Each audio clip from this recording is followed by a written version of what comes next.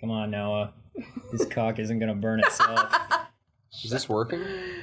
Okay, so talking volume. This is good. Talking Laughing, volume. we'll just have to be careful. Speaking volume is here. This for is now. good. I can work with this. Okay. Yeah? All right. Ladies, gentlemen, other. Let's burn these cocks. Are you ladies and gentlemen? I must be. Oh.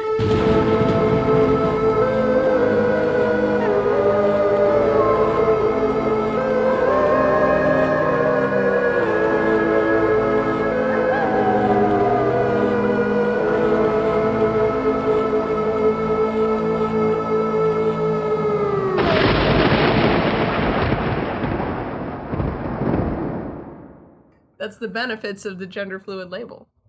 I suppose so. Oh, this wine ain't half bad. That's grapey. Wow. It's very grapey. It's very grapey. I like how, if you look at the back of the bottle, Does it not Yo, say this closer wine to... It tastes says like it's- grapes. on the back What it the says, hell? this wine is pretty damn dry. It's does, all the but way it's to the so It elephant. doesn't sweet. taste that dry. Like, it's all the way to the elephant. And meanwhile, we're just like, Elephant? Why is there even an elephant on that label? I don't know. What the hell?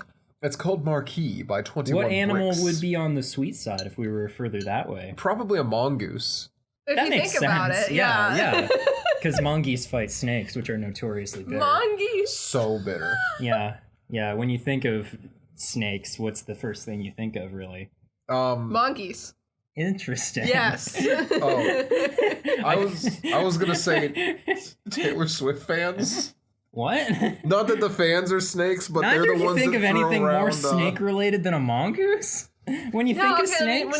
When I think of snakes, Red near black friendly Jack, none of that shit? Nothing actually directly snake-related? I think of No associations with, like, teeth or scales or anything? I think of this one time that I was hanging Giant out. snake monsters, maybe? my- Jormungandr, perhaps? Yeah, I would. Gander. I I'll would take a s- gander at Jormungandr. I'll. Propaganda at Normangander.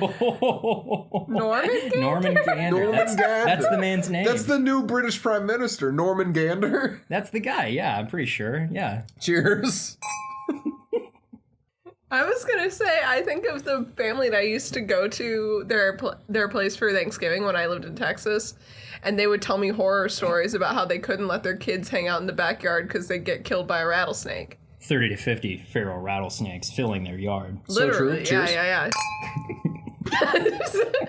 On the subject of cheers. What? You didn't even... Okay, go ahead. Yes. On the subject of drinks, we we have talked about potentially discussing our favorites of drinks, specifically holiday drinks. Yeah. Yes. You got a specific kind of holiday drink that you wanted to talk about? Yeah, I have a few. Okay. I did no preparation for this, even Okay, though I knew perfect. I had an got- idea that we would be doing it. Okay. But I thought coming in just kind of like blank. Brian. Yeah. Yeah. All right. Okay. First one is Noah's special mulled wine. A classic. I was so afraid of wherever that possibly could have been going. It's Noah's special because he makes it and then he drinks himself to sleep. Okay. Whoa. Okay, wait a minute. That is Wait a a minute. misleading statement. I was gonna That is clarify. Noah's mulled wine put me to sleep after a single That's glass exactly what I'm. And I also need to clarify, gonna it's not clarify. because it's super strong. No, No. it's just because it's warm and it It's makes warm you feel and it's really got all comfy. that cardamom in it, and And then you go to sleep. it's the coziest beverage I've ever It's had. I think. extremely cozy. It's going to Yeah. be cozier this way. I'm putting port in it.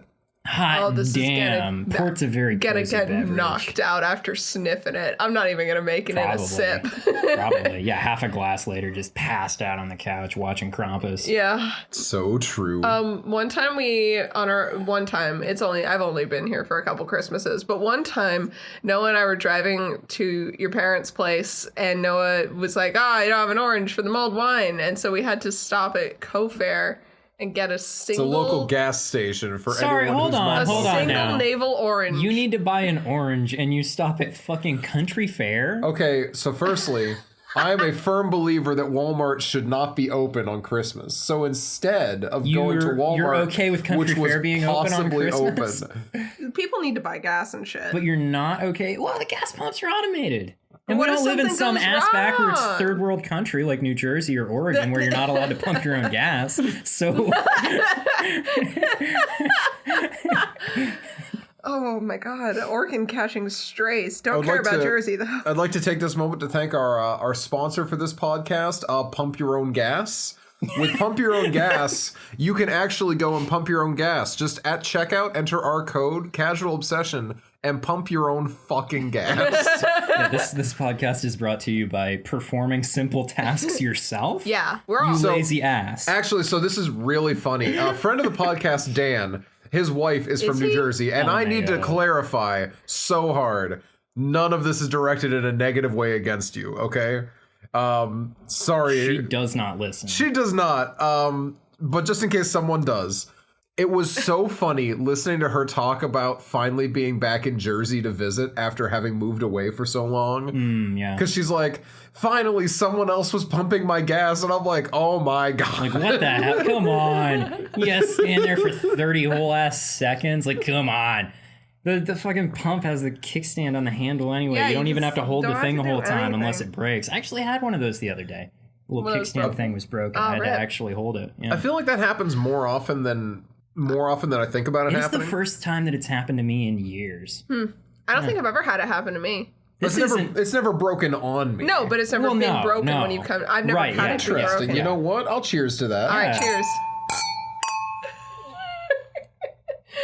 That most of that was not beverage related. We got Okay, onto so that beverage- from mulled okay, so wine. mulled yeah. Well, wine. if you look, the wine is almost gasoline colored. So the mold It sort of is actually this Okay. wine that we're the drinking. mulled right wine now. is on a one of your favorite. scale Yeah. of 1 to 5, because we're gonna do a different scale than we do for our movies. Okay. Where does mulled wine sit? Honestly, Actually, wait, hold on. Do we want to rank these even more differently? Not using a numerical system whatsoever, but instead using the overrated underrated scale. Okay. Okay. You must choose whether it is overrated or underrated, and when you choose this, you have your druthers to elaborate as much or as little as you want. Okay. But you cannot ride the line anywhere in the middle. You must So say good. it is Okay. I overrated or think it it's is perfectly underrated. rated. So, Impossible. mulled Impossible. Wine, mulled wine, underrated, hard underrated. Incredibly. No one talks I'm gonna about agree. it. People, yeah. This Every time now of and then year- you run into a mulled wine person, and they're like, "Oh yeah, I make a like I don't know, a pot of it, Mm-hmm. however you measure mulled Some- wine." Oh, Somebody oh. every now and then you'll encounter somebody who's like, "Oh yeah, I do this like every winter or something like that." But for the most part, people just don't get into it as much as they should. That is true. So here's the funny thing that I've learned recently is that wine stores will sell a pre-made mulled wine with the spices, with a wine blend, all of it. Pre-mulled. Pre-mulled. All you need to do is warm it up, which has led me to hear the horrific sentence, "Oh yeah, that's that wine that you can pop in a microwave." Oh fuck no! Oh jeez.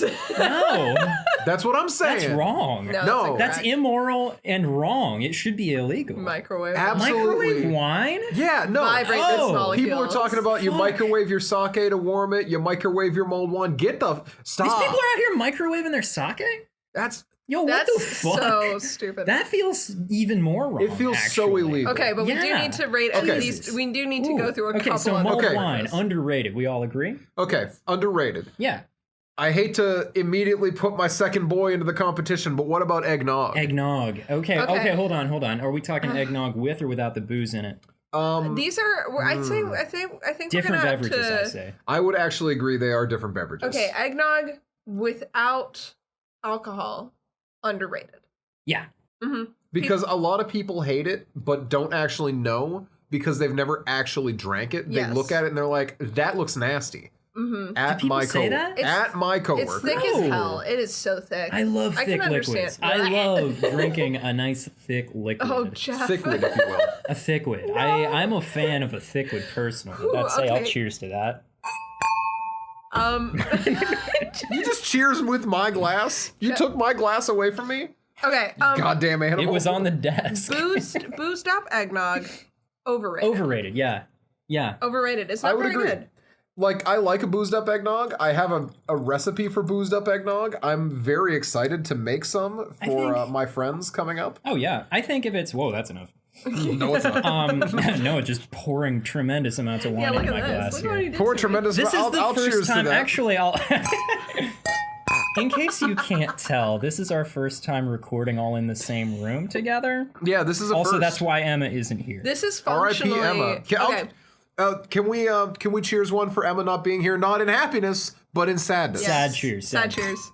That was a sad clink. That was a Actually, sad that works clink. really It well. worked. Okay. It worked. So I think we make exception for homemade eggnog though. Actually, I think store bought eggnog I've never with had booze in homemade it, eggnog. wildly overrated. Oh. Homemade eggnog, the way that Noah makes it with the booze like always in it, is actually itself also underrated. I have never had that, so I guess I'm I'll going find to. out. I will agree that it's underrated, but the people that make it overrated as hell. The most pretentious. I'll count Okay, myself yeah, in this I number. Oh, yeah. The You people are, that you make are. their own eggnog, pretentious as hell. Yeah. Just pompous assholes yeah, who are like, you are so up you your ass know, about I the make fact that my you own make that eggnog. Yeah. Okay, Yeah, it's a problem. Here's another one. Okay. Spice cider. Spice Alcoholic cider. or not? I love a spiced so I don't cider. think a spice cider comes alcoholic, does it? You can make it alcoholic. You could. can let it ferment in your fridge. So true. I've had spike it. it. I've had it do that. It gets like Fizzy. bitey, fizzy. Yeah. Mm-hmm. Yeah, you gotta make sure to check on that jug in your fridge very, very frequently so that it doesn't explode. And on that note, I'm gonna say overrated. yeah, Wait, with the alcohol or not? Either. spiced cider Wow. in general. So spiced cider fans really, You gotta really watch yourself.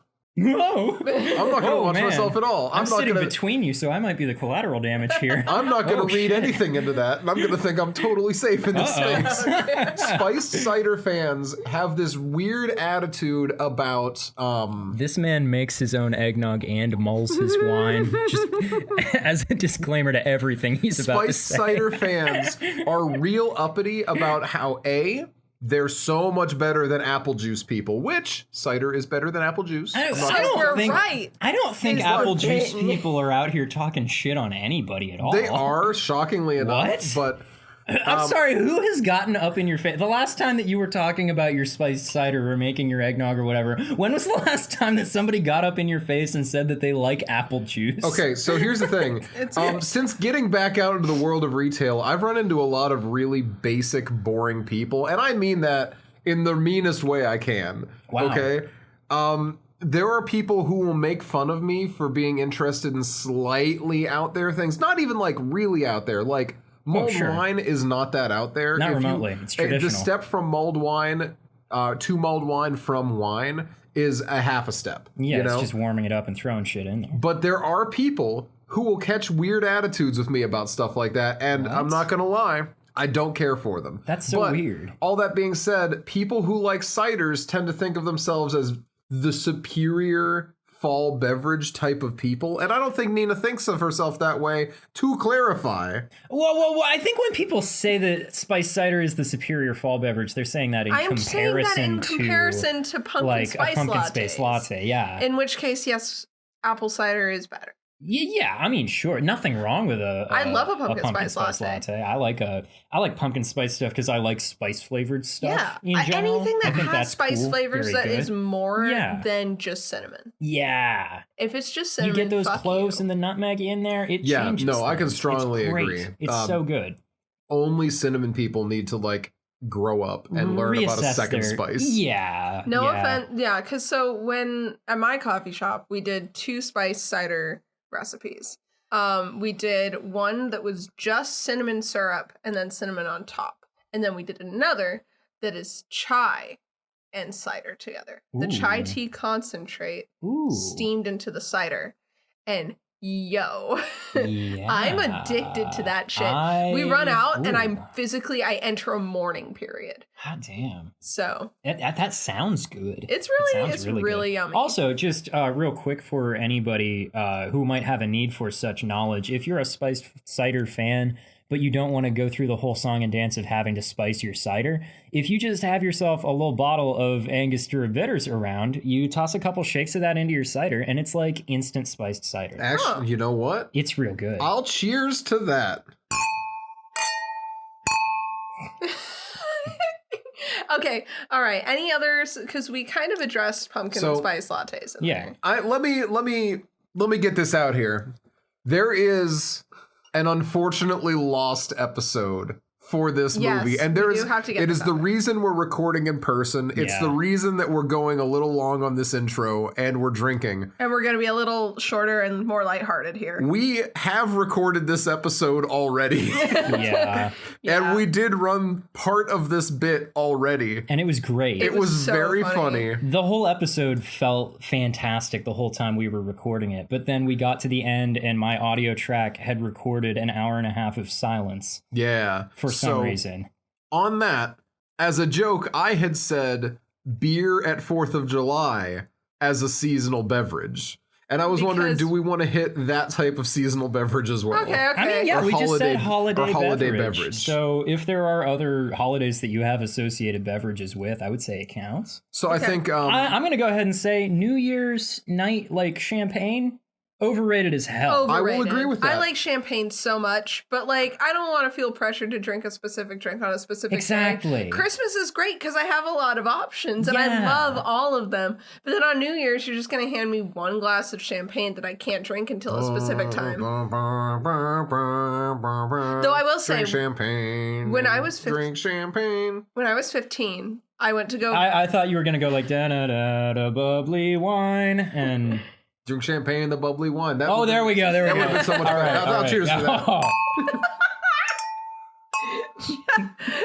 I wasn't even like ready to accept that toast, and Jeff don't came care. over.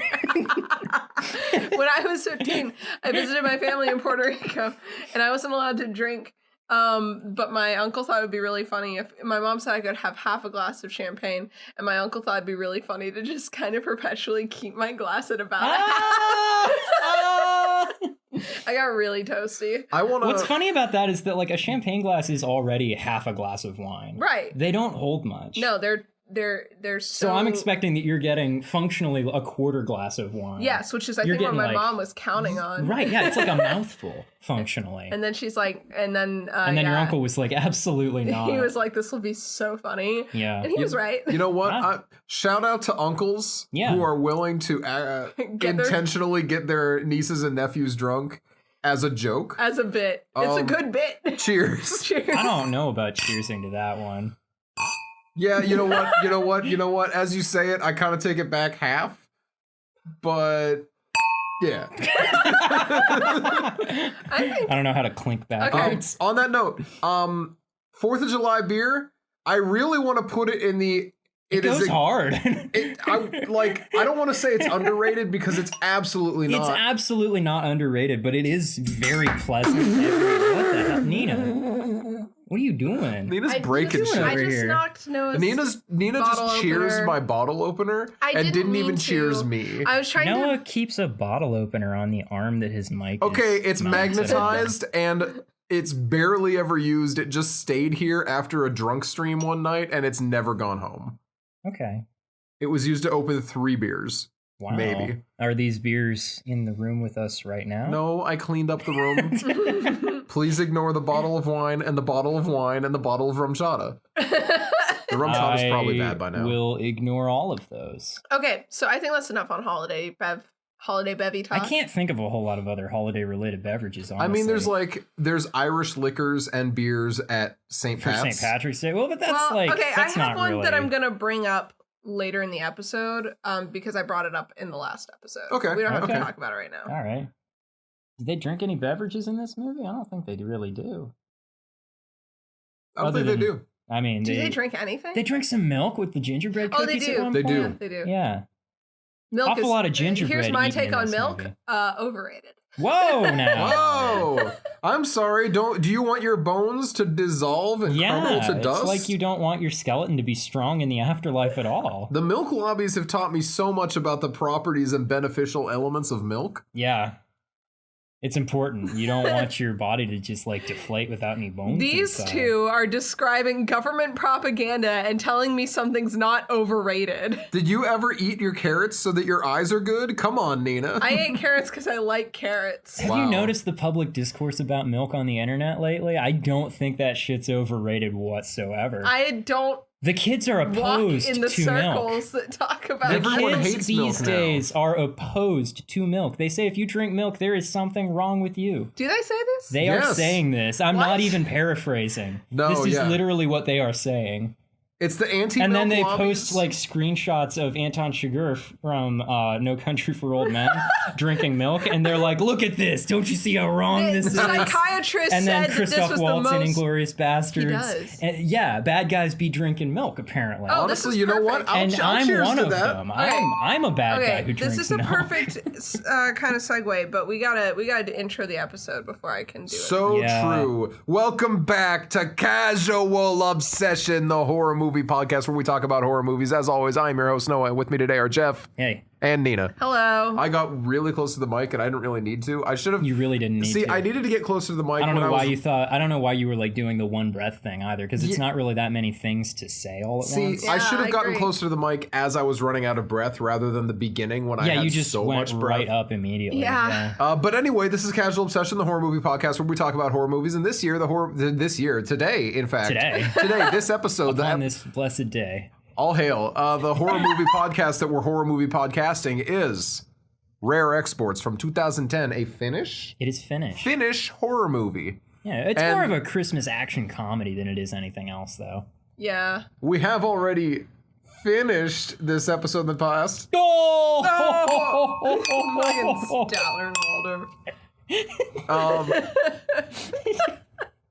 So as such, our commentary today might, as we already stated, might be a little, shall we say, stilted, Muted? muted. As though we've had all these abbreviated. conversations before, because we have, Yeah.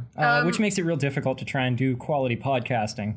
Luckily, that's why we're going to do a segment that we didn't do last week because the movie that I want to talk about hadn't come out last week. We're going to gab some ghouls. real Gab quick. them Gabbing ghouls. some ghouls. So you guys may remember a couple episodes ago we had on a friend of mine, Cranathan Bershern. Yeah, Cranthony Bersham. That's the guy. He was a stop motion animator, and Still is a stop motion animator. He still is. Yeah. I have But he proof used to of be as this. well. But the movie that he worked on most recently, Guillermo del Toro's Pinocchio, has now come out on Netflix. It's out now, yeah. It is out on I Netflix. still GTP. haven't watched it yet. And I wanted to say, since it came up earlier, the most surprising... No, did you just say GDTP? Yes. Okay. Yeah. Guillermo del Toro's Pinocchio. Yeah, Goddamn yeah. Uh-huh. toilet paper. Goddamn toilet paper. I'll cheers to that.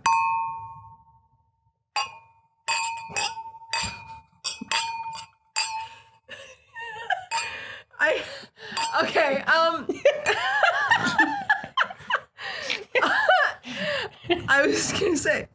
I was gonna say the most shocking. So everything about it was pretty much what I expected. It was gorgeous, dark, well told, had great themes. The humor, where there was humor, was a little bit lackluster for me. But it's just because it does still want to stay a kids movie, so the humor is very Oh. directed at kids. Well, yeah. That's going to happen. It mostly comes through slapstick happening to you and McGregor's cricket, which is well animated but doesn't tickle my funny bone. Sure, yeah. That kind of thing doesn't always hit. No. But what did hit that I wasn't expecting to hit was Christoph Waltz as the villain in this movie. A wheedly little carnival man. I absolutely, the moment he started speaking, I was like, is that Christoph Waltz? He's got that kind of a voice, yeah. He's He got talks and you're like, oh yeah, that's him. Yep. And I was right. And he's incredible. And I always like villains, and I always like Christoph Waltz. And I'm glad that this movie is no exception. So He's a good villain. he is. I've never seen Christoph Waltz. Well, I've never seen Christoph Waltz do poorly as anything, but I've certainly never seen him miss the mark as a villain. No, absolutely not. What? Wait,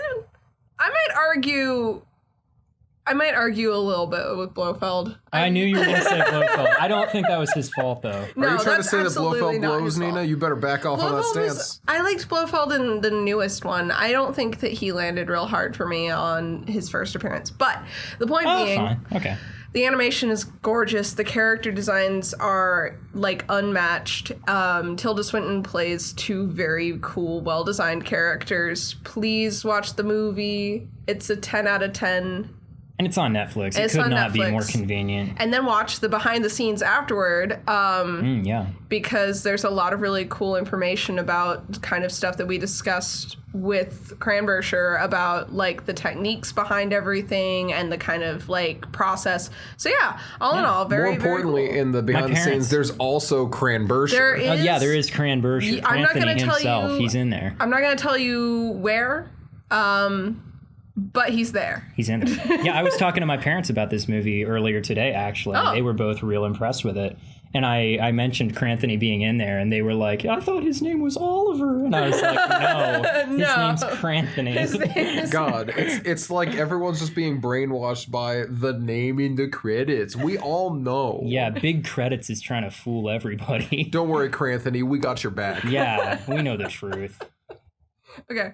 Yeah, other than God, that, this is an unhinged episode. do we have any other ghouls that need gabbing? I watched Grave Encounters last night. It is- Not great. Yeah. I thought it was real fun though, because they nailed the like stupid ghost hunting show vibe Yeah. perfectly. Absolutely perfectly. I want to shout out Edge on this one. I was never Yeah. going to watch that movie until Edge said that it was actually kind of funny. Yeah, And then all I I knew watched about it. it was that Edge had said there's this one scene toward the end where a guy just like randomly eats a rat. So I basically last night I looked, I like saw it listed somewhere and I was just like, I'm going to yeah, watch I'll the watch Rat the guy Man. eat the rat, whatever. Boy, let me tell you what. Even knowing that, I was not emotionally prepared for the moment that the rat eating scene starts, because when it starts, the shot that it opens on in that scene is literally just rat in foreground, man in background. And as soon as I saw it, I was just like, oh fuck, this is the scene. and then it happens, and the whole time I was just like, oh shit, this is it. This is the rat eating scene. and it was. It happens like at the very end of the movie. It's right and at the you're- end. And you still don't expect it. It comes out Yeah, of nowhere. I knew it was coming the whole movie, and still when it happened, it caught me off guard. It's fun though. I thought it was okay. It doesn't outstay its welcome. It's an hour and a half, and that's all it deserves. Yeah. I think it's solid. Mm-hmm. Good? No, but like fun. Yeah.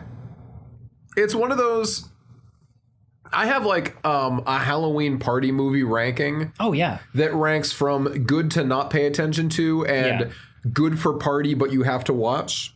Right. I think this is closer on the have to watch spectrum Yeah. than just having on in the background. Because if it's just on in the background, just put on Ghost Hunters. Yeah, you might as well have an put on actual Ghost ghost Adventure, hunting you show know? on at Because- that point. Although, actually, fantastic prank you can pull on your friends. Have a Halloween party during which you have ghost hunting shows playing in the background, but then You just slip in Gonjam Haunted Asylum. yeah, just slip Gonjam or Grave Encounters into the middle of it. So people are expecting ordinary ghost hunting stuff, and then you get Man Eats Rat. I'm Zach Bartanulli, and I saw a ghost when I was 4 years old. That's why I want to figure out how to eat this rat. Yeah, that's what he says, isn't it? I don't know. I I've haven't never seen the show. movie, Oh, shit. so Spoilers, the man eats a rat. Man Eats a Rat. I thought that was the selling point to draw me into well, the yeah, movie. Gotta be having honest, gone it into is. the movie with that thought in mind, that's it. I mean, just like no, it's the whole reason I watched it. Yeah. And I don't think having that knowledge changed much of anything.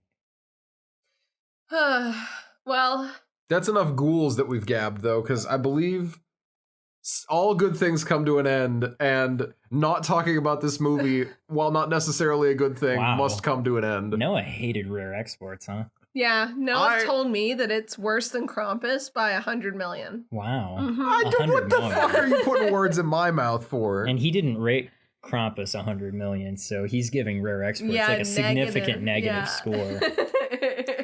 Okay, so before I get into the critical reception, so I can squash these lies about my character, He's gonna squash the lies. how about we do a short description of the movie? Jeff, can take it do- away. All right.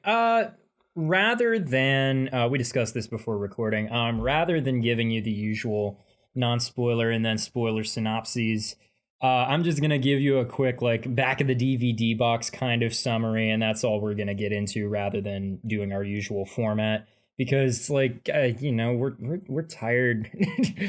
Okay, so Essentially, this is a movie about.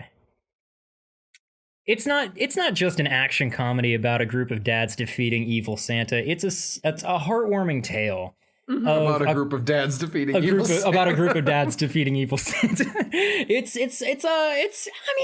is legitimately kind of a heartwarming story of a father and son growing closer together. You know, early in the movie they have a very complicated relationship, and they get better in the way that they view and treat one another. And I think that's very nice. But also, this is a story of the ancient Finnish legend of Joulupukki. If you liked Krampus, you're probably gonna like this one. You like action movies and you like Christmas movies, this is very firmly both. If you liked the movie Krampus from 2015, you will like this movie. I just said, if you like Krampus, you're going to like this. Yeah, but you didn't specify that movie. I thought you just meant Krampus in general. Oh, God, sorry. Mr. Krampus over here. I'm just clarifying that if you like Krampus as a concept, but more importantly, Krampus the movie, this is definitely it. Okay, yeah. I mean, yeah, this movie does very similar evil Santa kind of stuff. Also, just a tremendous number of naked old men in it. Yes, There's a that lot is of naked important. old men. Yeah, there's an awful lot of them. And there's enough of them, but you'll like think to yourself, you hearing this, you're like, wow, there can't be that many naked old men. And then you're going to get about 90 to 95% of the way through the movie, and you're going to think to yourself, there haven't been as many old men as I was expecting. And that's when it'll hit you. That's when they get you. That's how they get you. They sneak up on you. They get sneak up on you, you literally. get through. Yeah, literally, they sneak up on you in this movie. Yeah, you will get 3/4 of the way through the movie, and you'll be like, "There's only been like one old man so far. What's going on here? I thought Jeff said there was going to be a ton of like naked old dudes in it. They will all show up at once." Yeah, don't you worry. You will see so many old man penises. And we're doing a bad job of making this sound like a movie that you want to watch, I feel like, but like legitimately it's so good. I am not kidding when I tell you this is a great movie. Like, let's be real. We don't want to miss out on Dickcember. Well, no, it is Dickcember, and we have to make sure Dickcember in full that's force. getting out here. Yeah. Yes. The fullest it's ever going to be.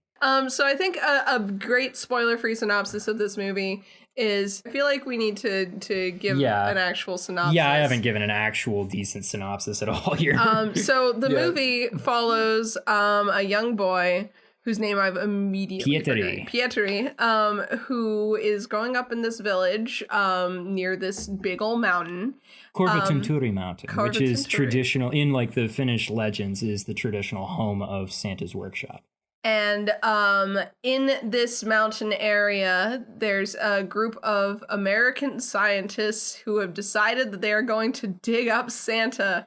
And because of a hole that Pietri made in the fence while he was spying on them, it seems like Santa's got out and is kidnapping children in the village. And that's where I'm going to leave it. Oh, yeah, okay. Yeah. Yep. That's more or less it.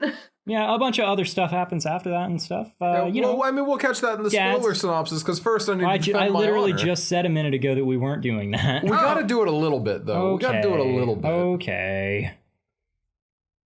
Because your sales pitch is good. And if that sounds even remotely good to any of you, you need to watch this movie. It is a very fun Yeah, movie. legitimately, this movie it's on Hulu. It's also streaming for free in a handful of other places, Tubi, Plex, etc. And like it's a very tight hour and 20. If you don't mind reading subtitles, it's a fantastic movie. It's just good. Mm-hmm. But do the critics agree with me about that, Noah? I gotta be honest, the critics generally do be agreeing. We got a 6.6 on IMDb, and you may Okay. be thinking, Noah, how does that mean the critics agree? Ha! Psych, fuck you. It's a 90% on Rotten Tomatoes. Yeah, that's a lot Yeah. more like what you were thinking, wasn't That's it? a lot more. Then we got a 71% on Metacritic, with Letterboxd ringing in at a 3.2 out of 5 as of 3 weeks ago. Yeah, so it seems It like might be a lot of people different think now. this movie is like good but sort of mid, and a lot of other people think this movie is real good, basically. But how do we feel about it? What camp do we land in? I land in the 8 out of 10. Yeah? Yeah. Okay. Yeah. I think I land in the 8 out of 10. Yeah? Okay. Mm-hmm. I personally, just because it's like, I'm not really thinking of it as a horror movie. I'm watching it as like a Christmas movie. And when I think of good Christmas movies, this is honestly one of the best ones. Like, of all the Christmas movies that I would be likely to just put on and enjoy, Jingle All the Way, Holiday Inn. it's like Jingle Rare All the Way Exports. and then this. Yeah, like I'm gonna give it a 10 just because like it's one of the better Christmas movies that I have watched. I like it a lot. Yeah, cannot stress enough. This is a really fun movie. Yeah. It's a really, really fun movie. Just very fun characters, cool like events in it and such. It flows quickly. I mean, we already said this, but it's 80 minutes. And if you liked Krampus, this movie is better. I think so? I feel think like it? that this movie is better than Krampus. Because Okay. Krampus is probably more horror-y. A good bit. And it's easier to watch, I guess, considering it's all in English. So for us English speakers, it's a little easier of a watch. Oh, sure. Pay However, less attention. it drags every minute of its runtime out of you at some point, whereas this movie graciously hands you every minute of its runtime, and you finish watching this movie and you think, God damn it, that was good. That was good. You conclude watching this movie and you think, damn, I can't believe this was only an hour and 20 some minutes. It moves right along. The events are very dense for the most part. Although, like, you do get through kind of the front half of the movie without a whole lot having happened. Which honestly, It's kind of just like character establishing stuff up until that point. that's kind of integral for a Christmas horror movie for me. I feel like that's a big thing with a lot of Christmas movies, isn't it? You kind of take a little time They're before Christmas the movies in general, yeah. 'Cause events start. It's you not gotta- like that with Jingle All the Way. Jingle All the Way is all action. honestly, no breaks. not a It's just wasted running. minute in that script. The tightest Fantastic script I've ever movie. read in my life. All right, overrated, underrated. Jingle All the Way. It's underrated, right? It's underrated only because I don't think enough Massively. people know about it, or they discount Schwarzenegger comedies. I've heard very few people speak negatively against it. Mm-hmm. And every time that I do, I'm like, are you serious? Like, really? You really think that? Because I can't fathom it. Maybe we need an outside third party to weigh in, but I don't think Nina's watched it. So I have not watched that movie. Wow. That's pretty lame. of Okay, you. sit back down. Back up, Nina. Cheers me, Jeff. Oh, God, this is a stupid episode. So, the real quick conclusion of the movie, just quick plot points. Whoa. Content warnings? Content warnings, Dong. So much dick. We got in this kids in movie. a certain amount of danger, if that's a thing that bothers you, but spoilers, they're all fine. And also, I gotta be honest, this might just be me and my, childless ass talking. Yeah. Not a single moment do I feel concerned for any of these children. You're never actually worried about it. Like Once they again, say, this is an yeah. action comedy first and a horror movie third. Yeah, I don't think it ever really feels dire enough that you'd be worried about any of the kids. The film uses its R rating to be able to show, like, wounds here and there, A little bit. but, like, it's... Yeah. There's not a lot. there's It's a bunch of- mostly yeah. the dick. There's a bunch swinging of everywhere. like dead animals. There's a scene where a pig is getting butchered at one point, Yeah. but like there's really not a ton shown of anything that would be an issue. Even the dicks, your attention is never like drawn to them. There's just no effort put into covering them up. Which is So- honestly more of just a foreign film thing. Like, a lot of European films just don't care about dick as Right, much. yeah, like nudity's just like not so much of a thing. So What do you mean you just showed someone, like, getting murdered? Oh, dicks? That's fine. yeah. It's kind of weird how we're the other way around over here, isn't it? Yeah, we're like, oh no, boobs, can't you just do a murder instead? Sorry, that The, was very the good. real quick conclusion is that Basically, like, it's not Santa, it's Santa's helpers, and they like they kidnap catch him all in a the, tiger pit. basically all the kids in town get like disappear Christmas morning, and then There's a cop says that he's been getting calls about like missing radiators in houses, and the dads go to investigate the reason for the reindeer being dead, because that's like so much of their, it's like a reindeer hunting town. So that's kind of what keeps them running through the winter. And they go up to the drill site at the top of the mountain to see what was going on there. They find it abandoned. And they eventually, after they catch one of Santa's elves in a wolf pit in somebody's backyard, and they mistakenly think that he is Santa and try to like hold him hostage, kind of sell him back to the Scrooge Corporation that's trying to unearth Santa. And then Scrooge looks at him and he's like, oh no, that's not Santa, that's one of his little helpers. And then he gets killed with an ice pick, or a pickaxe rather, in the head by one of the other elves. And the dads then discover actual Santa frozen in a warehouse with all the radiators in town gathered around him to thaw him out. And Pietri, the child, comes up with a plan. He says, because like in this warehouse is also all the children of the town in potato sacks that were stolen from one of the dads. And rather than taking these kids out of the sacks, Pietri comes up with the idea to take all these kids in the potato sacks, load them into a giant net, dangle them below a helicopter, and then use them as bait to lure all the elves into an electric fence that they usually use to round up reindeer, and render them harmless through doing that. And while he's doing that, his dad and one of the other dads uses a bunch of leftover dynamite from the blasting site to destroy Santa. And then once they've got all the elves rounded up, Santa has been killed pretty thoroughly. The elves have nothing to do, and they decide that they are going to make up all of their lost reindeer money by selling these elves. Basically, the movie ends with this like time-stamped montage where it's like 275 days until next Christmas, and it shows them like in a big shower just hosing down the elves and brushing them with like a deck brush. Where a majority of the dick is seen. Yeah. If we're being honest. A fair amount of it, certainly, maybe half. Bless you. And then, at like 75 days to Christmas, there's another shot where they're like teaching them to be mall Santas, basically.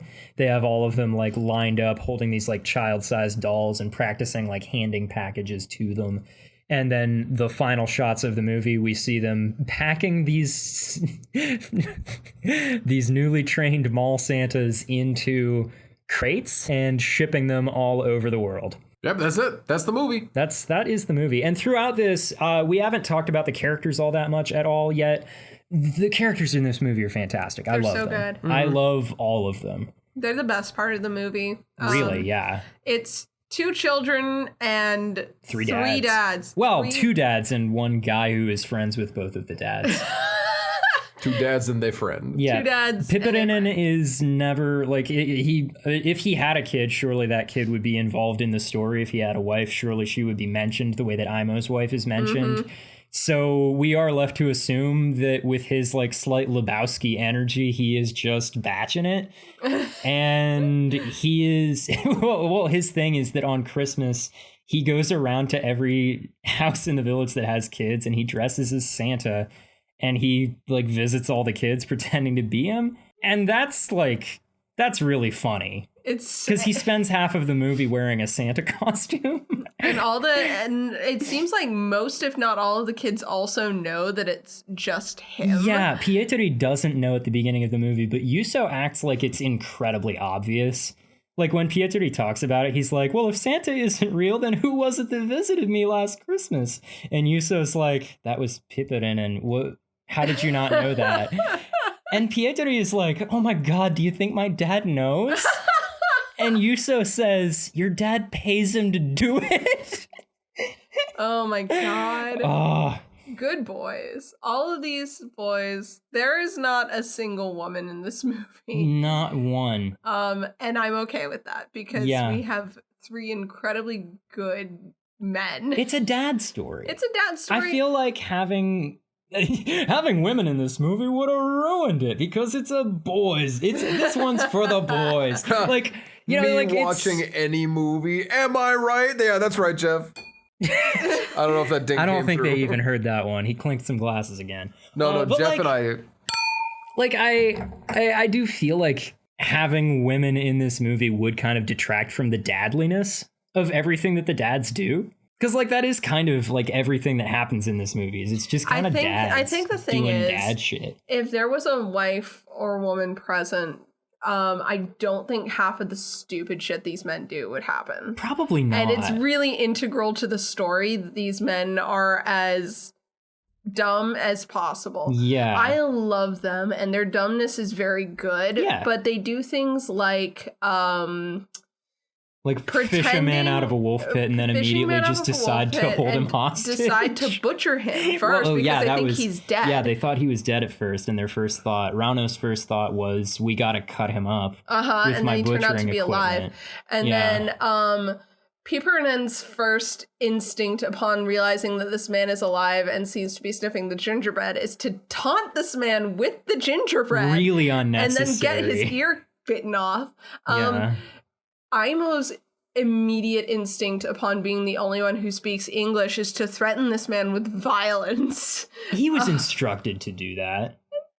Because, like, when he's talking to Rauno about it, and Rauno's, like, coaching him to go into the hostage, the hostage Right. negotiation But this situation. is what I'm saying. Aimo's, like, he gets, like, halfway through a sentence, and then he, like, stops, and he goes, wait, like a hostage? And Rauno's like, yes, like a hostage. This is exactly what I'm saying, is they fuel each other. They just kind of roll with it. They build off of each other. I love them so much. And, like, I love that, like, you know, I don't know what dad stereotypes they have in Finland.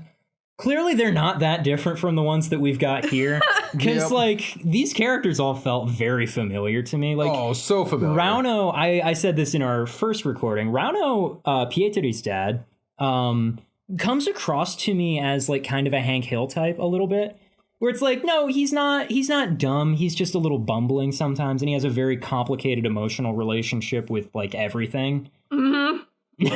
And we like, it's easy to say these guys are all kind of dumb, but we really only see them in situations that they are just very ill prepared for. They're making hard decisions and usually wrong decisions. They're in really weird situations, though, in this movie. Like, they're not in a situation that any normal person would ever be prepared for, to be fair to them. They really just are doing their best, I think. And which is, like, we learned this is, like, very much a hard time for Rauno because his wife is dead.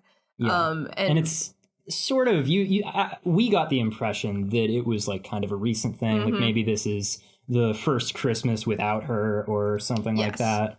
So between the time of our first watching this movie and now, when we're recording our second take of this episode, I have played the entirety of God of War Ragnarok. Wow. More sad dad shit, huh? More sad dad and dead mom shit. Sad A lot of the same themes of am I a burden now that mom is dead kind of a thing. I also watched Pinocchio, which has more of those themes. Oh, shit.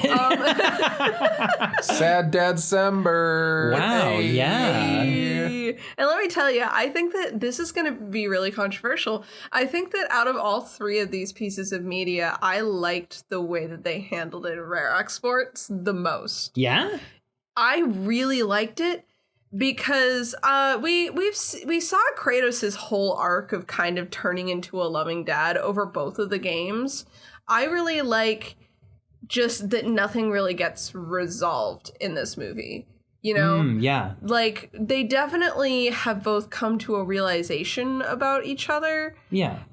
But, you know, we're not going to pretend that everything is great between the two. The progression is very realistic. Mm-hmm.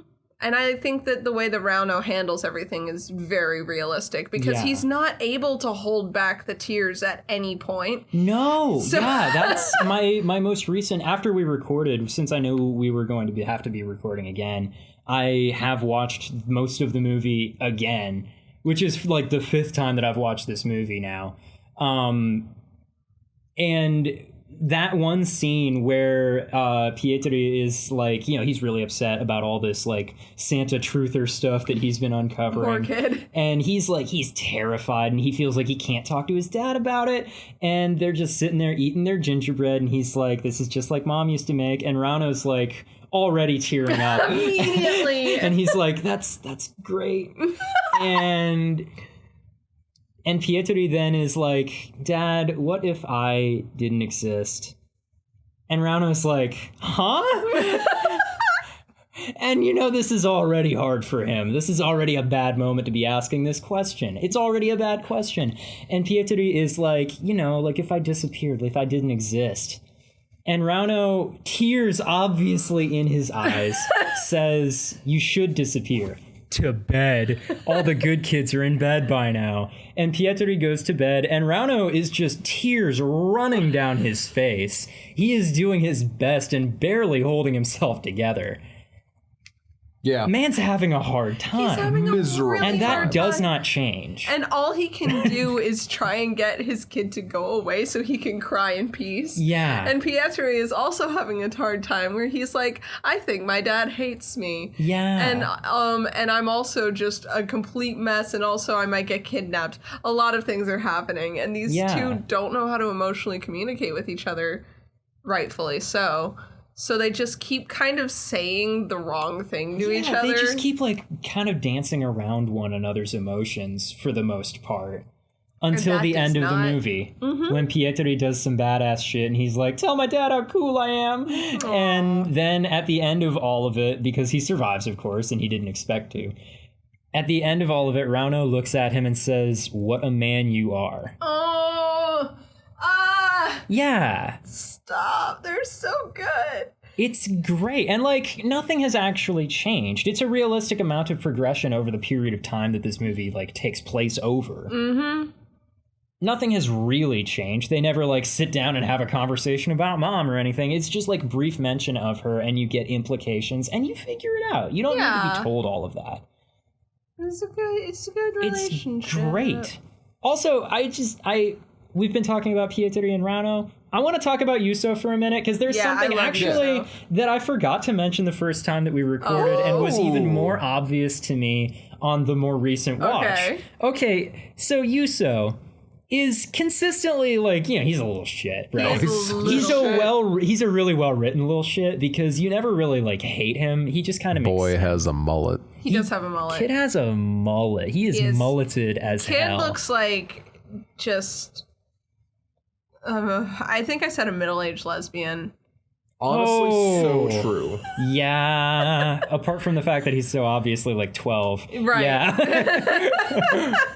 Okay, so Yuso is obviously, he's a little shit. He's a well-written little shit. You never really hate him. Okay, so there's this one scene when they're getting ready for the reindeer roundup early on in the movie. He walks up to Pietri and Rauno, and he it's the one where he's got that cigarette in his mouth and he looks to Rauno and he says, you got a light?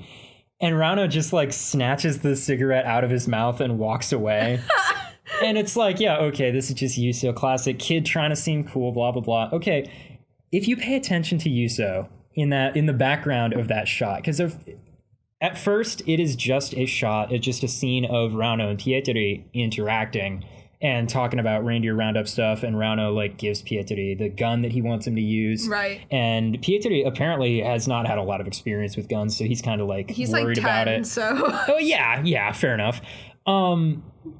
If you watch in the background of that scene, you can see the whole time that Yuso is walking up, he doesn't have that cigarette in his mouth the entire time. He's hiding it in his hand up until he gets close, and then you see him get close, stop walking, look at the cigarette in his hand, look back up, and then decide to put it in his mouth.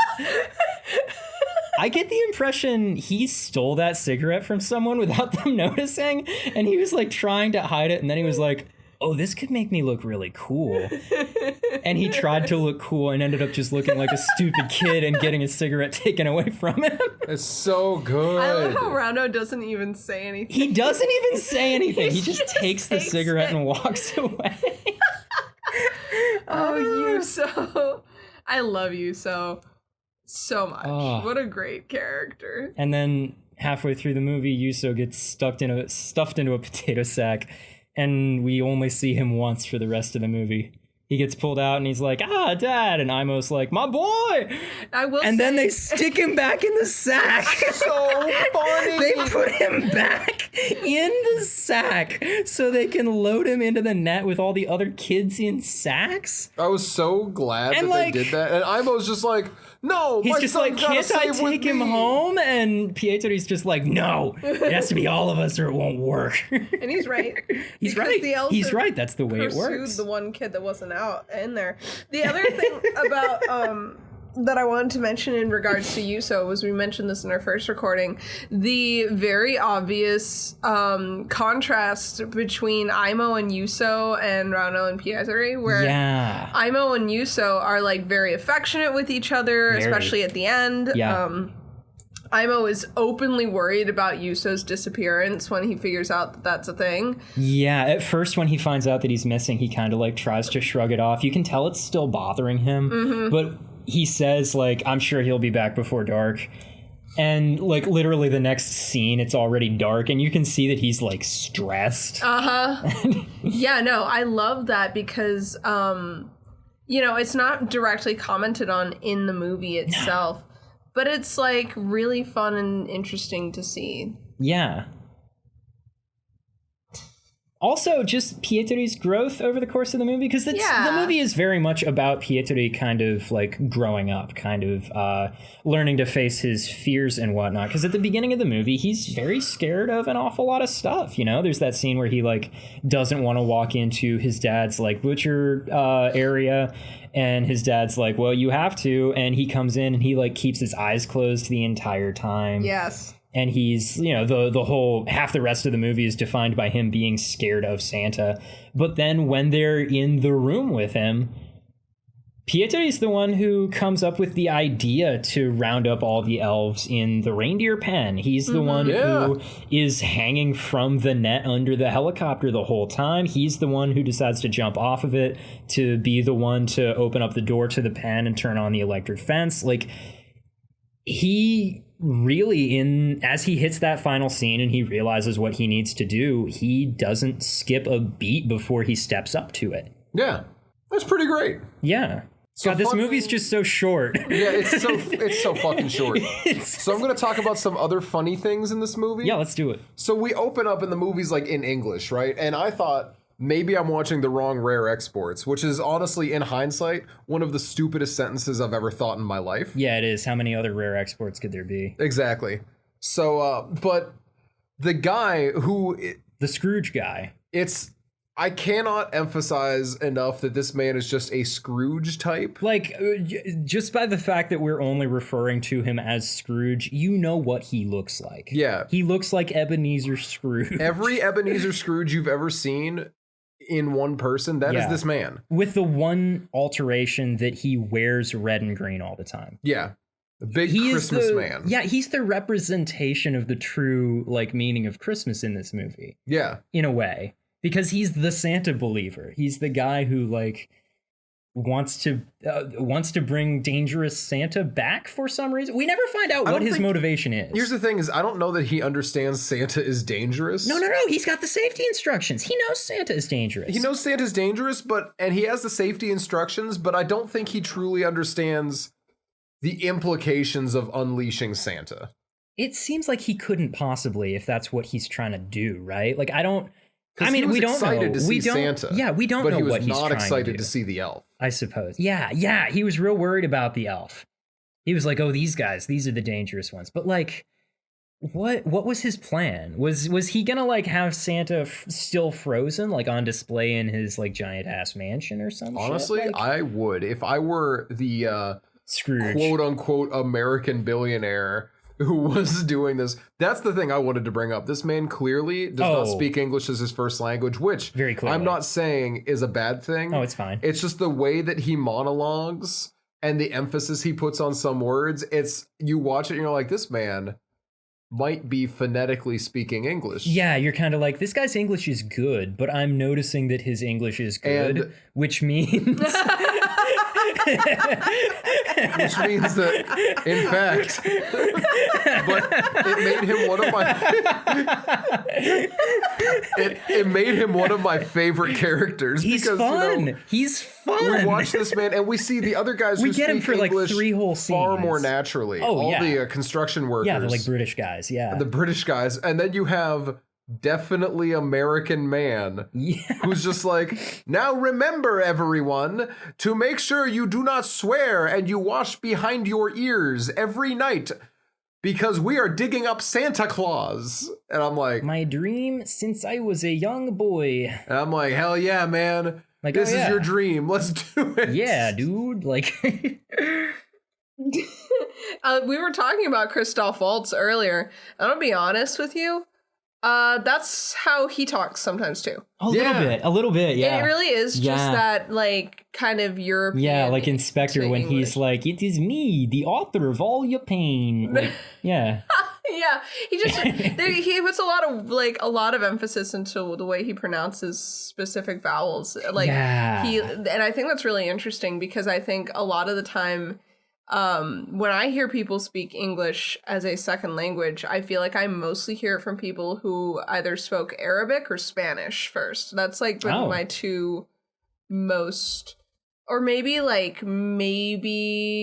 Korean growing up in Seattle, but I Okay. think mostly What Spanish. vowel sounds are you talking about? Are you talking about like when he says Santa, the way he's like, he like really puts the onto Santa? Santa. Yeah, it's almost like he's putting a Boston I've accent noticed on it a little bit or something. Yeah, it's the same thing with Christoph Waltz when he says Hmm. when he says certain vowels, when he like you know the TikTok sound, it's like a reward. That's Christoph Waltz. Oh, that's him. Yeah. I hate that knowledge because Wow. I've seen the clip and I still can't reconcile it in my head. Oh yeah, because that's from like fucking Django Unchained, It is. isn't it? Yeah, I've seen that even. It's just been a real long time, so I That's never the remember way that anything he from it. says reward. Reward. He like really He hits the D so hard Mhm. at the end. I love him. Christoph He's Waltz good. He's is, like, so one good. of my favorite actors I've of all never not time. liked him in anything. But yeah, no, I just think that's really interesting because it's very different from Yeah. like the cadence of other like Yeah. it's just cool. Yeah. Speaking of people's English being good in this movie, let's talk about Imo, whose English is not great. No, we love Imo, though. Actually, He's his English is known- great. He's yeah. the one in town that speaks English. Yeah, he's sort of seems like he's known in town as the guy who speaks English because when they need someone to translate into English, he's the guy that they go to. But then every time that he talks, I love his like particular like enunciations and word choice and stuff. And I know for a fact this is on purpose because none of the rest of the English dialogue in this movie is like this. Mm-hmm. But like, you know, it's just little things like the kind of mistakes that people make when English is their second language. You know, like Yeah. when he's pointing a gun at the Santa guy and he's telling him to get down. He doesn't say get down. He says go down. Mm-hmm. And the first thing that he says is down, boy. Which is like what you would say Here's to a the thing- dog, but Here's like, the thing about Imo. Here's the thing about Imo that I want to say. yeah, Imo has watched a lot of 80s action movies. 100%. Imo is Arnold Schwarzenegger's biggest fan, I Yes. think. Because at one point he's got the elf and he goes last chance asshole. And Yeah. I'm like, this man loves action That whole movies. interrogation scene, he opens up with, "How do you like the land of the Northern Lights?" And then he's, yeah, last chance asshole. Rauno's gonna ask the next question, and he don't speak English. Like, very much Oh. very much a man who's watched like whose main experience with English is like yeah, old action movies. absolutely. And that's the impression that I get from all the dads, honestly. Yes. But especially Imo, because he's the one who speaks the most Mhm. English. Yeah, that and like when they go to negotiate with Scrooge, and Scrooge looks around and he's like, "Who are you? Where are my men?" Imo like kind of locks up a little bit. He doesn't know what to say until Rauno's like, "Hey, you got to say something." And I And was what like, Imo says is, "Yeah, we are men." Oh my god, it's so good. And Scrooge is really thrown by this. But then Imo's just like, "Yeah, let's do business. We make deal." And Scrooge is just like, "What business? What are you talking about?" That was so good. But then, like, not even just the English lines, but then, like, everything else that Imo says after that. And actually, before it as well. Like, when he's talking about, like, his wife's hairdryer getting stolen. Because all the radiators in town have been stolen, and another heating element is a hairdryer. He's like, "My wife's hairdryer got stolen." And the cop, when he says that, is like, "Well, who would want a piece of garbage like that?" And Imo gets this like close up on his face. I think in a movie that played itself with a less straight face, there would have been like a lighting shift here or something. And Imo says, "It's cutting edge technology in Russia." So funny. A hair dryer. And I don't know. So apparently this movie was not, though it came out in 2010. Apparently this movie isn't set in 2010. No, I don't recall what year it is actually set in, but it's set like sometime earlier than that. And that line, I don't know how to date that line. Because if this movie is set in like the 90s, that's just a joke about Russia being like behind the times in the 90s, right? But if it's set in 2010, it still works as a joke about Russia being out of touch in 2010.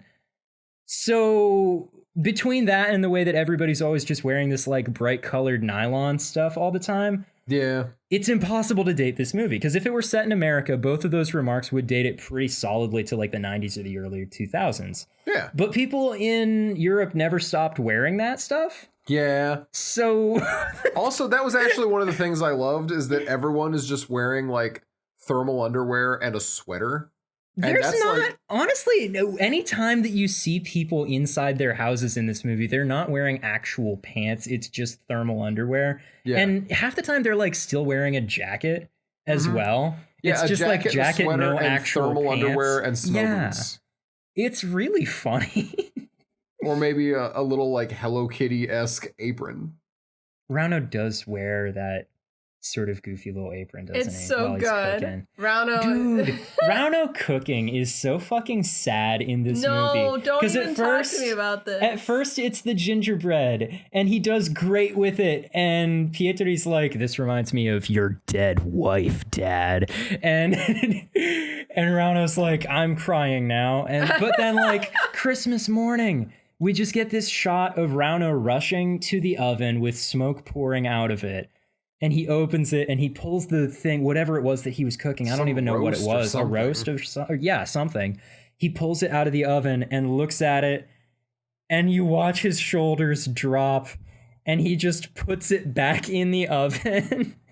Which is, I think, the most defeated thing that I've ever... His acting in this scene is incredible. I've never seen a man look more defeated in a movie in my life than Rauno from the back, just putting this thing back into the oven. That man makes me so sad because he's so sweet. Honestly, followed closely by his sad face when Pietri comes downstairs and is like, "Gingerbread for breakfast?" Oh no. Yeah. Or when he fucking just is trying to mind his goddamn business and there's a bear trap in the fucking oven. Oh my god. Yeah, in the fireplace. Fireplace. Yeah, because Pietri put it there to trap Santa. And it's just like, what? Like the piece of wood that he was putting in there gets like chopped in half or something. And he's like, "Yo, what the hell, Pietri?" And Pietri's just like, "I gotta pee. Are you gonna let me go outside and pee?" And Rauno's just like, obviously still angry, but then he's just like, "Yes, you can go ahead and do that." I love them. Yeah, I don't honestly know what else to say here. Nina, you had a holiday beverage. So last time we recorded Yeah, you said you had another holiday beverage. Last time we recorded this, we went off on a tangent that I think is still relevant, and I think you should keep in mind while watching this movie about places that have had their like traditions and lore taken from them and commercialized and kind of bastardized, having those places like take that mythology back and bastardize it themselves, where the tourist is the butt of the joke because they don't know that they're consuming something fake, which is the end of this movie is where we got that from, because the real Santa is dead. The Finns have killed him. And and as a result, they take these people that they know are not Santa, but they package them as the real, authentic Finnish Santa. And the reason that I'm bringing this up is because I was talking about how in Puerto Rico, a similar thing has kind of happened. I was talking to one of my friends on Twitter who lives in Puerto Rico proper about how a lot of the things that the people who live on the island like kind of sell as being Puerto Rican Christmas traditions are not Puerto Rican traditions, and a lot of them are not Christmas specific, but they are sold as that because that's when tourism is really high. So stuff like there are these little outfits called jibarito outfits that are not Puerto Rican. They're not. They're just not. They're white like shirts or dresses with red accents. Wait, how's that spelled? I want to take a look at these. Jibarito. Jibaro is the farmers. That's a word for a lot of the farmers. You just spelled it and I still spelled it wrong and found some food instead. Jibarito? Like Yeah. A Puerto Rican jibarito steak sandwich. You want to look up the outfits, like costume. Jibarito costume. Yes, that. Oh, this shit. With the hat. Oh, Yeah, that's not real. that's fake. That is fake. Wow. Okay, this is clearly a gay sailor. This is insider information. Whoa, hey, Noah's just got gay sailors. Yeah, Jeff in his- doesn't have that. I don't have that, so. Oh, wait, no. Oh, what? They- Oh, they I do. do. I They do. do. I do. That's I do right, have that's gay right. sailors. I just scrolled past them. You so also have quickly. Nacho Libre? I also have Nacho Libre. Showing Anyway, up. Yeah. these little costumes are kind of based off of like Central American and Northern, like South American traditional outfits. Yeah. They're not things that anyone in Puerto Rico has ever worn. Yeah, what the hell? Yo's. What's she doing here? Fifth Element lady. Yeah, why is she in my Google results for Jibarito? I don't know. She's just vibing. Yeah. But yeah, that's one. The other one is like any merch you see of cookies where cookies are green.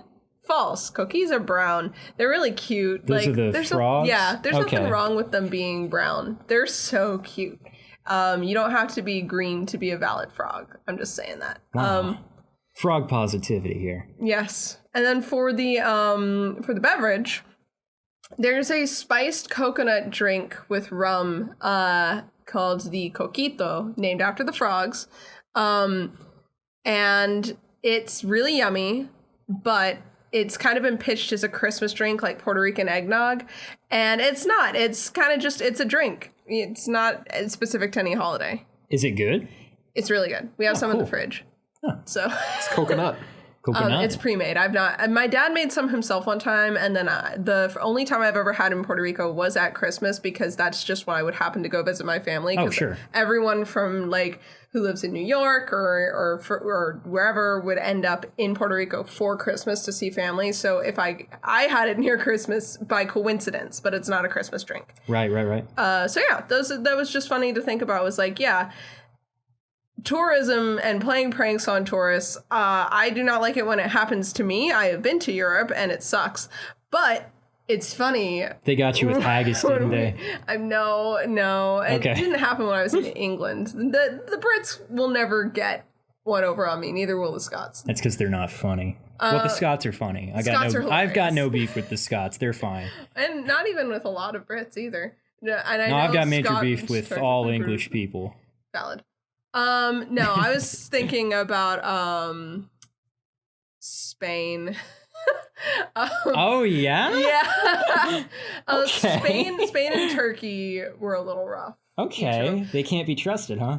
That's not the problem. The problem in Turkey is that I am a woman and I was a young woman when we went and I still had long hair and there were dress codes that you had to wear because we were on a cruise ship to go into certain cities, especially if you intended on visiting religious sites, which made Okay. sense. In spite of following all the guidelines to the best of my ability as a 15 or 16-year-old, I still experienced so much harassment. Wow. So that's just a fun fact. That happened, I think, in Istanbul. When we went to a smaller Okay. town in Turkey, it was nowhere near as bad. Gotcha. So, just fun facts. It's because it's not Constantinople. Yeah, that's really the problem. Is that they Now, that's changed the the problem. name. Why'd they change it? I can't say. People just liked it better that way. Huh. Anyway, Oh. this concludes. Wait, what about Spain? What happened in Spain? Oh, Spain was just a lot of again, like just like people can tell when you're not Spanish, and they decide that they don't like you. France is also very similar. Oh, I was about to say. Oh, so it's exactly like France. Yeah, exactly. Although actually, I've heard that like France that's not a is- problem in most of France. It's just like Paris; they're all Mhm. assholes. The rest of France, they're mostly pretty decent people. And honestly, Spain was pretty much fine. Barcelona sucked. Oh, right. We stayed. Well, on, it's because you say it like that. Don't even You're supposed to get say, me like, started. Barcelona. Every time that my abuelo would visit us, he would go off on a rant about different accents. Yeah. And Barcelona always got the worst of it. Well, that makes sense. Did you hear? I don't know how true this is, but You want he your would- city name to be pronounced a certain way. You got to spell it well, that but way. here's the thing. That's how it works. Here's the thing. He said this, and I don't know if this is true. He said that all Barcelonans speak with a lisp because there was a queen who had a lisp, and they all adopted a lisp to make her feel better. I have got to be honest, that sounds perfectly plausible because ancient European shit is always on that kind of like right, nonsense. kind of goofy ass level. The whole reason that like you know how men's formal wear has all kinds of like stupid rules attached to it, right? Yes. You know how like when you're wearing a vest or a suit jacket, you're not supposed to button the bottom button. However many buttons you have, you're not supposed to do the bottom button. The reason for that is because there was like a French king or some shit who basically was just fat and didn't have clothes that actually fit him correctly, so he couldn't button all of his buttons. And everyone around him just started not doing their bottom buttons so that he wouldn't feel like the odd one out. This was in the fashion era where people were borderline sewn into their fancy clothing, like tight as possible. Yeah. Like, anyway. Any time that a European monarch was doing something different from other people, everyone who saw them do it would just start doing that thing because they were just that sycophantic and pathetic. Like, there was a period where there was a monarch, I don't remember what country this was, there was a monarch who had such terrible hemorrhoids that they were getting like ass surgery done all the time, and they frequently had bandages on their ass. And it became briefly fashionable for European nobles to wear bandages on their ass because of this. Oh my god. See, I was... Europeans are fucking dumb, dude. They sucked. Anyway, that's completely unrelated to anything. Oh, yeah, that's got nothing to do with this movie, but yeah, no, that's I feel like I've learned something. I feel like I've learned a lot. I feel like we've all gotten something out of this. Yeah. I know how to spot a handful of fake Puerto Rican touristy things. Yeah, now if you ever go to Puerto Rico, you will not fall for those specific traps. There are still other things. I totally would have fallen for the Jibarito thing because, like, when I look at that, I'm like, yeah, that makes sense because that's the way that people dress in so many like Central American countries. Mm-hmm. It makes sense. It works. Yeah. But it's not a thing. Not a thing. Not a real thing. A real thing. Wow. Cute though. Oh, totally. It's a good look. It's a good look. I bet it's really comfortable in the sunlight and whatnot. Yeah, it's bright white. It's I all cannot deal with anything bright colors that's and bright stuff. white. Well, right, yeah, but like I'm just scares thinking the I'm shit always out of me. wearing black, and that's why I hate summer so much because like you don't handle sunlight real well when you wear all dark colors all the time. Okay. Okay. So that's that with that. I don't know about anything else to talk about this movie with though. I don't Noah, you got anything? I don't have too much. Like, a lot of what I love about this movie we have already covered. Really, yeah. Once Like, again, this movie's short as hell. It's so short. It's so fast. Cannot stress enough that the only thing that I knew about this movie was that there were a load of penises in it. Yeah. And I didn't get to see a single penis until maybe the 50-minute point. And that was like a maybe. And then we get to, I shit you not, the last 15 minutes of this movie. Just about. And then I'm like, oh, here's the penises. And then we get to the last 3 minutes of the movie. I'm like, oh, there they all are. Here's the penises. And that's like, realistically, not the way to watch this movie. No. But it's the way I watched this movie. Yeah, and that's on me because the only thing I told you about this movie was it's Dicksember. Personally, I'm a big fan of the fact, though, that I knew nothing about the movie. Like, strong proponent of know nothing about a movie before you watch it. Big fan of that. Big fan. There's a lot of movies that I wish I knew less when I first went around. I mean, we've talked about this maybe on the podcast before. What's that? When we watched Don't Breathe. I knew nothing about it. I thought it was a supernatural horror movie. Did not know what it was about. So we're like 3/4 of the way into the movie, and I'm like, I think this is it. Yeah, I this don't is the think that point there's a where it twist. turns supernatural, The and then twist it has takes a already turn, happened. but like it's not a supernatural turn. Yeah, I also knew neither jack nor shit about that movie at the time that we went into it in the theater, and it definitely benefited from that. Yeah. I think Rare Exports is a movie that is completely unaffected by having thorough knowledge of its events. having watched it like 5 Okay. times now, I do not think having any amount of knowledge about this movie changes the experience of Okay. watching it. While I agree that it probably wouldn't diminish the experience, Yeah. I mentioned this in the last time we recorded this episode. The moment where they revealed that the elf was not Santa but an elf, literally my heart dropped. That's big, yeah. Oh yeah. It was like I compared it to the last time I managed to catch a twist in theaters and not get it spoiled ahead of time was Doc Ock in Into the Spider-Verse. Oh, When she got the reveal, I was like screaming. So this is very similar. I was like, no way. oh shit, that's not Santa. That's not Santa. Fuck. So that was One like, of his yeah. helpers. What? Oh my god! That, like when he said one of his helpers, I was like, Yeah, it's exactly like I don't remember which dad is it that says it. They're just like, "Are you telling me that this is an elf?" literally. And Scrooge is just like, "Yeah, sure, if that's what you want to call it." Ugh. Anyway, Yeah, that is actually a good reveal. yeah, that's the only thing I would. Yeah, say. it's one of those things. It's kind of like the reveal that Zep isn't Saw in Saw. yeah. It's a reveal that I forget is actually a significant reveal. Mm-hmm. Because once you know things about the movie, you're seeing it all from the beginning, and you're getting that rewatch knowledge benefit from everything, and it's easy to lose track of the fact that that's actually a surprise. Yeah. I want to be honest with y'all. Noah's notes don't really hit that hard for this movie. Wow. You only say that because you read them once already. You Yeah. had like 6 things you were able to read last The notes are a little dry. Although, okay, Thank you, first Jeff. off, you've got this note about the movie The Santa Claus early on. time. Oh yeah. The Tim Allen movie, The Santa Claus. And I'm bringing back the overrated, underrated thing. The movie The Santa Claus, the first one, I'm going to actually say that shit's underrated. I agree. I think I that haven't heard a whole lot of people talk about it, and I think it's No. legitimately good. It is legitimately good. It the is. The conceit is really interesting. I Yeah. had no idea what was going on as a kid, but as an adult, I'm like, this is fucking hilarious. It's yeah. And then And the also re- just like way darker than you think, because the movie opens with Tim Allen's character just accidentally killing Santa. and then the what the third- hell? I think the third one also kind of slaps. I You think? could Yes. not disagree more. I think I- the sequels are ass. I think the Ass third one's really fun. Garbage. I think honestly for me, the only good one is the first one. The second one is bad, and the third Yes. one is Yeah. okay. Okay, fair enough. The third one Um, is like, it's got fun aspects to it because it's got like Martin Short in it, and Yeah. it's impossible not to like Martin Short, right? But like, Nina, who do you think was in it? I said Alan Cummings, and you gotta be honest. You gotta give me some because he was in Spy Kids, and his character in Spy Kids. Floop.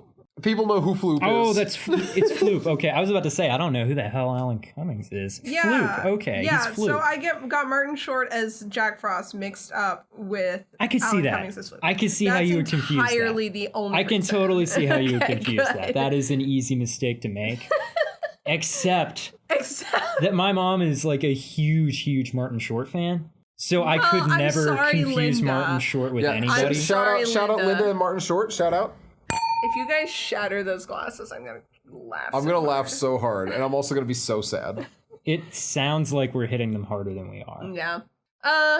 Okay. Other than the Santa Claus. The comment and mention being that the Santa Claus, the movie spelled with an E, Yeah. has done irrevocable damage to how I'm able to spell Santa Claus, the man's name. It looks wrong to me every time I see it written out the correct way. Yeah. Also, Same I thing. never I think that's because I was a wee baby child who Yeah. didn't understand why Claus with an E was funny. I thought that was Yeah. just how you spelled the name. And if Yeah. you put it into spell check, It It's comes not out correct. yeah, because clause is a word because it's a legal thing. Yeah, and I didn't know that term was a thing the first like 10 years of watching that movie. Yeah. So it's a problem.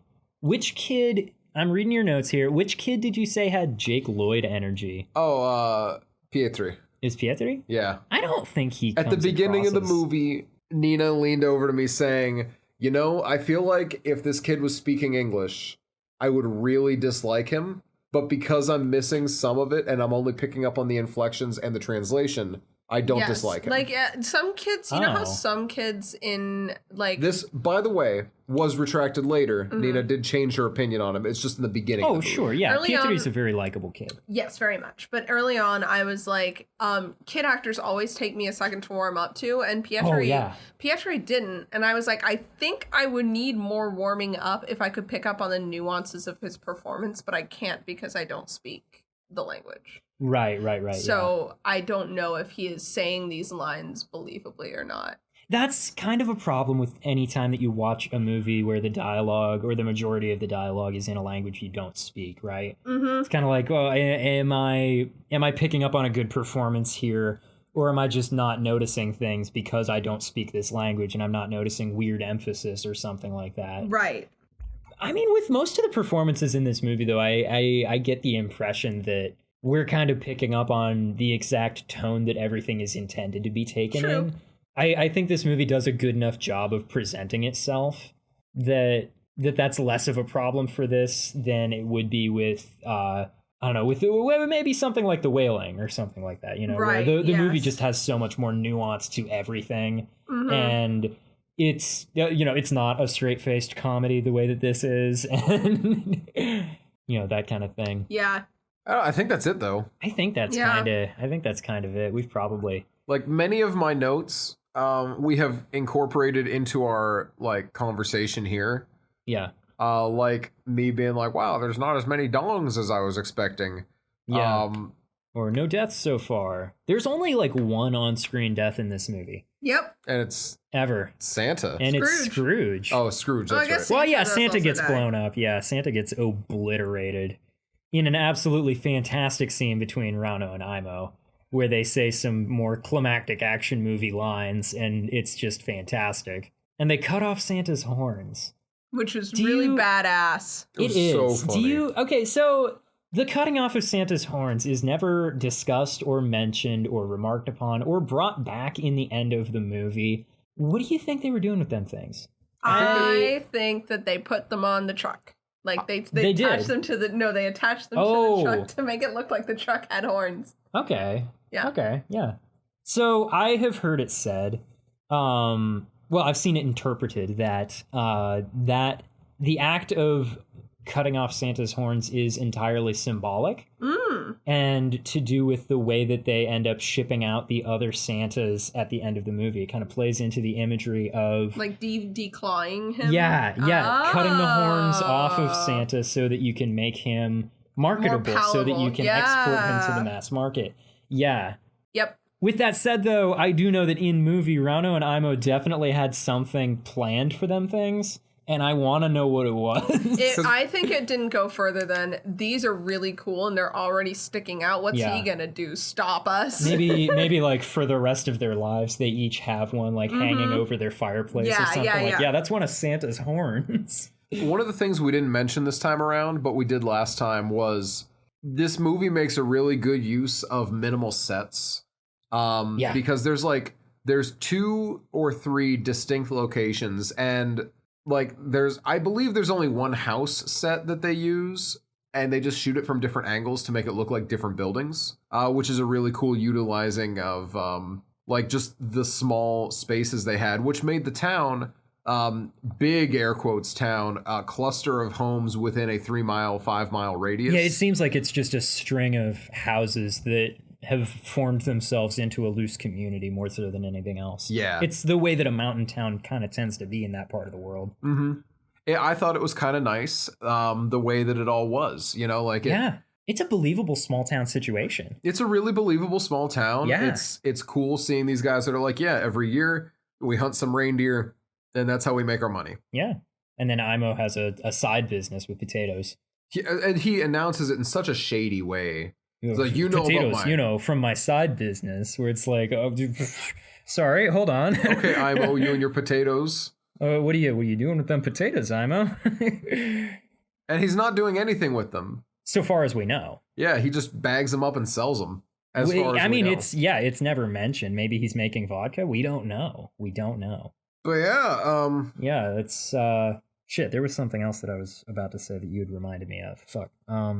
Oh yeah, they make good use of like minimal cast as well. Mm-hmm. There are so few people in this movie, and of the people that are in this movie, an entire like 3 of them are just never named because they're only in a couple of scenes.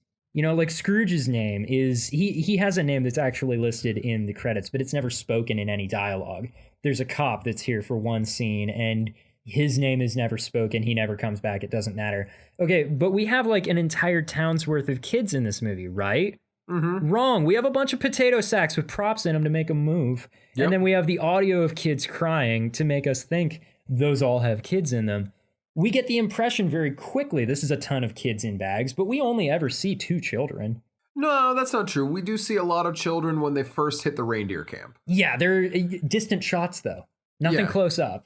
Yeah, we see that they are there. There are other kids around, but like never close enough to even make out a face. I don't know. It's really cool. It's a limited cast. It's a limited setting. And Fairly it's all limited done- locations. It's done so well. Also, this is a movie where they are very realistic about how quickly it gets dark in winter. I'm so tired of Christmas movies that neglect the way that things just get dark earlier in winter. You know, like when they, in this one, when they go get Imo on Christmas Day, the sun is out and he says that he will go with them. In the next shot, they are in the car on the way back to Rauno's house and it's already fully dark. It hasn't been all that long. We didn't get the impression that it took all that long for Rauno to drive to Imo's house. But by the you time they know, get back, it's dark. That's it. 4:30, it's dark. That's just how it is. The sun is down, period. And like, I mean, geez, yeah, 4:30, it's dark. That's how it is for us here in fucking Pennsylvania. Finland's further north than we are. Yeah, they get it way worse. Yeah. Probably got like 3 hours of daylight at that point. I don't know. I have no idea. That was just a guess. But But I think that's all that we have for today. yeah. Please watch Rare Exports. It's a very funny It's and fun movie. So good. And it's on Hulu. It couldn't be more convenient. Like, If you don't have Hulu, it's for free on Tubi with minimal ads. and also Pluto if you don't like Tubi, and also Plex if you don't like Pluto. Like, you've got so many options. This movie could not be easier to watch. Definitely recommend just Highly. popping it into your Christmas rotation, as Yeah. it were. Yeah, just toss it in. It's one that you're going to have to pay closer attention to because it's all in Finnish. But like, it's worth it. It's so worth it. I love this movie. You know what other movie I love? What's that? The Shining. The Shining. Stanley Kubrick's The Stanley Shining? Kubrick's The Shining. Stanley Kubrick's Stephen King's The Shining? Stanley Kubrick, Stephen King's The Shining, Wayne Gretzky, Michael Scott. 1980. 1980. You guys are just like speaking just like in code. The words you were saying, I know what they mean, and I know what they are. I don't know but how much also- clearer Stanley Kubrick's Stephen King's The Shining, Wayne Gretzky, Michael Scott 1980 could possibly be. That's my like covert agent activation phrase. I was gonna say. Stanley Kubrick, Stephen King, The Shining, Wayne Gretzky, Michael Scott, 1980.